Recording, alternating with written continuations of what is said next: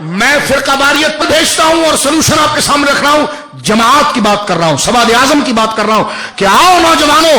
کیوں بھٹک رہے ہو اس لڑائی جھگڑے کے اندر؟ وہ آپ بھی پریشان ہو، کہتے ہیں ایک مولوی کہتا ہے، ایک مولوی کہتا، میں کہتا ہوں میرے بچوں آپ ٹھیک کہتے ہو، واقعی میں تمہارا جتنا نازک ذہن ہے تم اس اعتبار سے صحیح کہتے ہو، لیکن اتنی بات تو تم کالج یونیورسٹیاں پڑھتے ہو، تم جناب کتابیں پڑھتے ہو، تم اہل علم ہو، اتنی بات تو تم سمجھتے ہو کہ کوئی تو نقطہ ہوگا جس پر اتفاق ہوگا، اور وہ اتفاق کیسے ہوگا؟ شاہ عبد الحق کو وہ بھی رحمت اللہ علیہ کہہ رہے ہیں، ہم بھی کہہ رہے ہیں، شاہ عبد العزیز کو وہ بھی جنتی کہہ رہے ہیں، ہم بھی جنتی کہہ رہے ہیں، تو کافر جنتی ہو سکتا ہے؟ جس کا جو عقیدے میں بدعت کرے وہ جنتی ہو سکتا ہے؟ تو اب آؤ، جب تم بھی ان کو رحمت اللہ علیہ کہہ رہے ہیں، ہم بھی کہہ رہے ہیں، تو ان کی کتابیں کھول کے دیکھ لو، جس مسئلے میں اختلاف ہے جو یہ کہے تم بھی مانو ہم بھی مانے، ختم کرو۔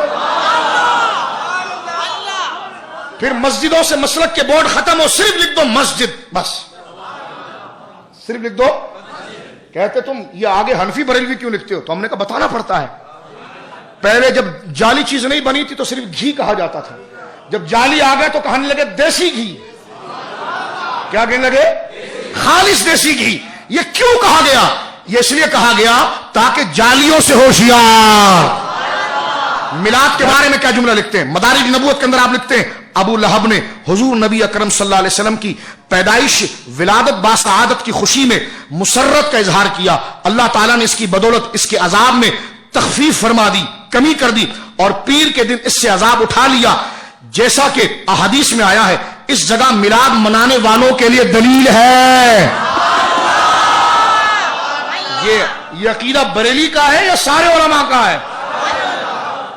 فرمایا اس جگہ، یہ آپ مدارج نبوت میں لکھتے ہیں، فرماتے ہیں اس جگہ میلاد منانے والوں کے لیے دلیل ہے جو سرکار دو عالم صلی اللہ علیہ وسلم کی ولادت باسعادت کی رات خوشی مناتے ہیں اور مال خرچ کرتے ہیں۔ سنیے آگے جملہ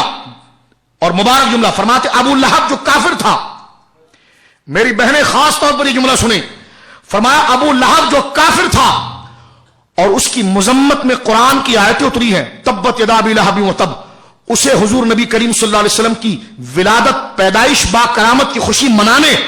اور اپنی کنیز کا دودھ حضور سرکار دو عالم صلی اللہ علیہ وسلم کے لیے صرف کرنے پر جزا دی گئی، تو مسلمان جو محبت اور سرور سے مالا مال ہے وہ اور اس سلسلے میں مال خرچ کرتا ہے، اس کا کیا حال ہوگا؟ آگے لکھتے ہیں، ہاں سنیت کا مذہب پورا پڑھیں، لیکن یہ ضروری ہے، آگے لکھتے ہیں یہ ضروری ہے کہ عوام میں پیدا کردہ بدعتوں مثلا گانے، حرام آلات کے استعمال اور منکرات سے خالی ہو تاکہ طریقہ بدعت محرومیت کا سبب نہ ہو۔ اور یہ کہیں نہیں ہوتا، ظہر کی نماز ہماری مساجد میں پڑھی جاتی ہے، باوضو ہو کر لوگ نکلتے ہیں، نعرے تکبیر، نعرے رسالت، ذکر، اذکار، حضور کے فضائل کرامت، نعتیں، یہ ذکر ہوتا ہے۔ تمام علماء، کراچی کی میں بات کر رہا ہوں آپ کے سامنے، آپ دیکھیے کہ عصر کی نماز کے وقت نشتر پارک آ کر جمع ہوتے ہیں، وہاں پر سارے علماء و قائدین نماز عصر ادا کرتے ہیں۔ عصر کی نماز کے بعد جو جید علماء ہیں، جو مفکر ہیں، بزرگ ہیں، وہ اپنی تقاریر اور آج دن کی اہمیت کے حوالے سے نوجوانوں اور عوام کے دلوں کو اجاگر کرتے ہیں اور ان کے دل میں عشق و محبت کو زندہ رکھنے کے لیے کرامتیں ذکر کرتے ہیں۔ مغرب کا وقت ہوتا ہے، پھر نماز مغرب ادا کی جاتی ہے، اس کے بعد سب اپنے گھروں کی طرف آتے ہیں، باقاعدہ باضابطہ، ہاتھوں میں کوئی ڈھول مول نہیں ہوتا ہے، جھنڈا ہوتا ہے جو صحابہ لیا کرتے تھے، اور زبانوں پر گانے نہیں ہوتے، ترانے ہوتے، مرحبا یا مصطفیٰ مرحبا،